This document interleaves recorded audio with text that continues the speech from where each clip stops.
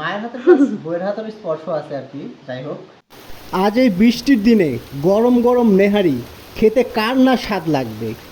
আহ, মজাই আলাদা, একদম দেশি টেস্ট। চালের রুটি দিয়ে খেতে যা মজা। এই যে হ্যাঁ, আমরা চালের রুটি দিয়ে আজকে নেহারি খাবো। এর মতন স্বাদ মনে হয় কোথাও নেই। আমার নেহারি খেতে যে এত স্বাদ লাগে বলে বোঝাতে পারবো না আপনাদের। দেখতে থাকুন ভিডিওটি।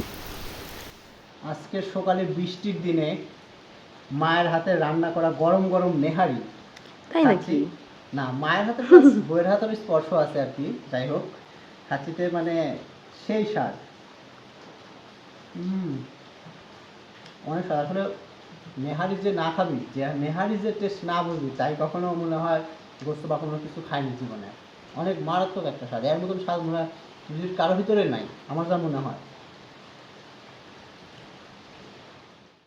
এক পিসে কাম হইল না, আরেক পিস নিলাম। আর নিবই না কেন, এটা তো আমার প্রিয় খাবার। মানে অন্য লেভেলের স্বাদ। আসলে বাড়ির আর হোটেলে পার্থক্য আছে। হোটেলে কি পরিবেশে রান্না করে রাখছে আর বাড়িতে যত্ন সহকারে রান্না করা।